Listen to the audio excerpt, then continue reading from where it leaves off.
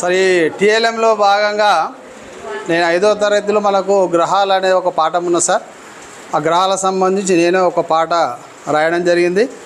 నా ఉద్దేశం ఏంటంటే ఆ ఒక పాట ఒకసారి నేర్పిస్తే వాళ్ళు ఏ స్థాయికి ఎడ్యుకేషన్ వెళ్ళినా కూడా గ్రహాలు ఎన్ని ఉన్నాయి, చిన్నది ఏది, పెద్దది ఏది వేడిగా ఉంటుంది, దానికి ఇంగ్లీష్లో ఏం పేర్లు ఉన్నాయి అనే దానిపైన ప్రయత్నం చేశాను. సరే ఒకసారి మీకు వినిపిస్తాను సార్. సూర్యకుటుంబం సూర్యకుటుంబం 8 గ్రహాల సౌర్యకుటుంబం. సూర్యకుటుంబం సూర్యకుటుంబం 8 గ్రహాల సౌర్యకుటుంబం. మొదటి గ్రహము పేరు బుధుడు, ఇంగ్లీష్లో మెర్క్యూర్ అంటారు. అన్ని గ్రహాల కంటే చిన్నది, సూర్యునికి అతి దగ్గరుంటుంది.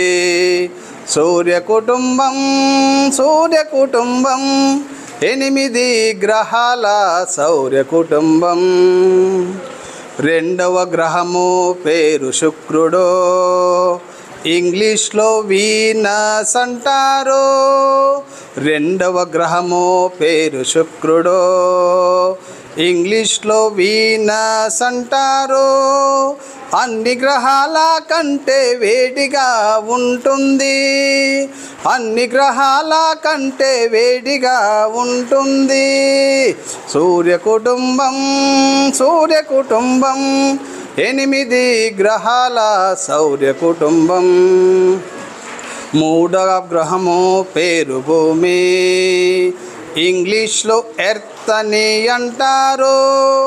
70% నీరుతో ఉంటుంది. సకల జీవులకు నిలయము ఈ భూమి. సూర్యకుటుంబం సూర్యకుటుంబం 8 గ్రహాల సౌర్యకుటుంబం. నాలుగవ గ్రహము పేరు అంగారకుడు, దీనికి మరో పేరు కుజుడు. ఇంగ్లీష్లో మార్స్ అంటారు, రెడ్ ప్లానెట్ అని కూడా అంటారు. సూర్యకుటుంబం సూర్యకుటుంబం 8 గ్రహాల సౌర్యకుటుంబం. ఐదవ గ్రహము పేరు గురుడు, దీనికి మరో పేరు బృహస్పతి. ఇంగ్లీష్లో జూపిటర్ అని అంటారు. అన్ని గ్రహాల కంటే పెద్దది. సూర్యకుటుంబం సూర్యకుటుంబం 8 గ్రహాల సౌర్యకుటుంబం. ఆరవ గ్రహము పేరు శని, ఇంగ్లీష్లో సాటర్న్ అంటారు. దుమ్ము మంచు వలయాలతో ఉంటుంది. రెండవ అతిపెద్ద గ్రహం ఇది. సూర్యకుటుంబం సూర్యకుటుంబం 8 గ్రహాల సౌర్యకుటుంబం. ఏడవ గ్రహము పేరు వరుణుడు, ఇంగ్లీష్లో యురేనస్ అంటారు. ఒకవైపుకు వంగి ఉంటుంది, నీలి రంగులో ఉంటుంది. సూర్యకుటుంబం సూర్యకుటుంబం 8 గ్రహాల సౌర్యకుటుంబం. 8వ గ్రహము పేరు ఇంద్రుడు, ఇంగ్లీష్లో నెప్ట్యూన్ అంటారు.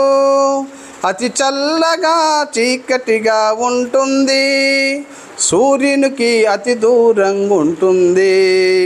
సూర్యకుటుంబం సూర్యకుటుంబం 8 గ్రహాల సౌర్యకుటుంబం. Okay sir, thank you. Okay sir, అందరికీ మొత్తం మీద ఈవీఎస్ ఇక్కడ మంచి యాక్టివిటీస్ కూడా నిర్వహించడం జరిగింది. మామూలుగా నేను నా ఛానల్లో ఇప్పటికి 2500 వీడియోలు ఉన్నాయి. అందులో ఫస్ట్ వీడియో కూడా ఈవీఎస్ సంబంధించిందే. మన దేశం భారతదేశం అతి సుందరమైన ప్రదేశం. మన దేశంలో ఉన్నవి 29 రాష్ట్రాలు, 7 కేంద్రపాలిత ప్రాంతాలు. భారతదేశం ప్రపంచంలో జనాభాలో 2వది, వైశాల్యంలో 7వది అని ఇట్లా అంటే కోరస్ తోటి దాన్ని చేయడం జరిగింది. ఇది ఫస్ట్ పాట. ఇప్పుడైతే 28 రాష్ట్రాలు, 8 కేంద్ర పాలిత ప్రాంతాలు అని జస్ట్ దాన్ని చేయొచ్చు సార్. మొత్తం మీద ఈ అవకాశం ఇచ్చినందుకు ధన్యవాదాలు.